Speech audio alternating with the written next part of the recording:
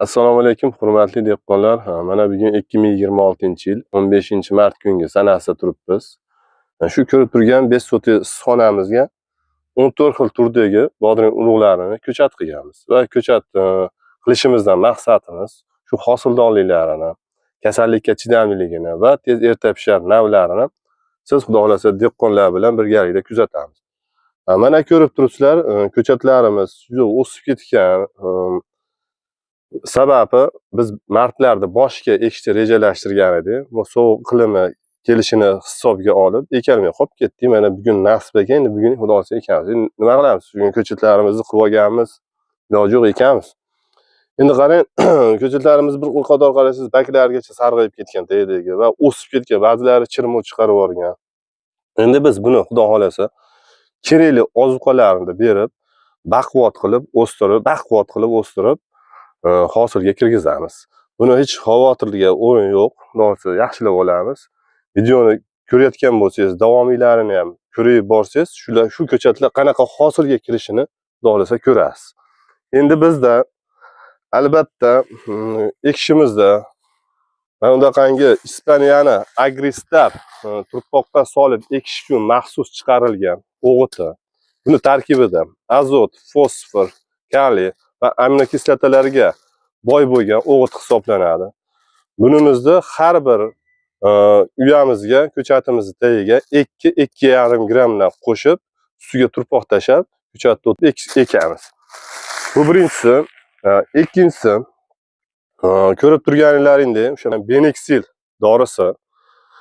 Buni vazifasi shu turpog'imizdagi zamburug' har xil hasharotlarga qarshi vosita va tomirini, ko'chatimiz tomirlarini o'zi himoya qilib olish darajasiga ega dorimiz. Bu birinchisi. Mana bunisi esa ikkinchisi. Bu Turkiyani Tantarin firmasini Protanik stimulyator, ya'ni fitogormon hisoblanadi.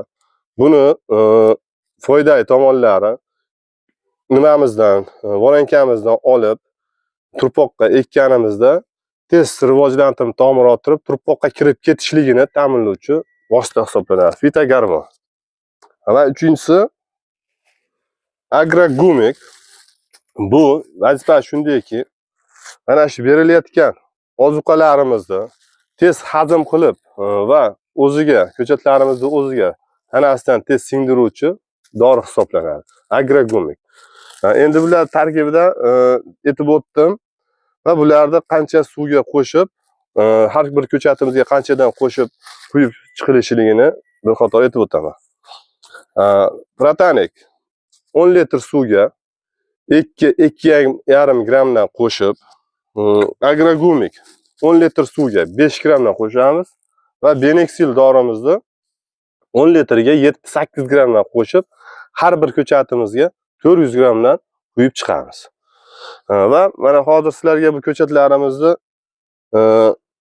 ko'rsatdim va hozir biz ajoyib bir boshqacha bir usulda xudosi ekib ko'ramiz. Sababi ko'chatimiz o'sib ketganligini inobatga olgan holda. Endi hozir avvalambor bismillahirrohmanirrohim. Dehqonlarga ham, olganlarga ham, sotganlarga ham hammasiga barakasini bersin. Mana bunday qilib uyamiz ko'ylab yuboramiz. Mana ko'rib turganlaringdek uzunroq oldik va biz hozir mana shu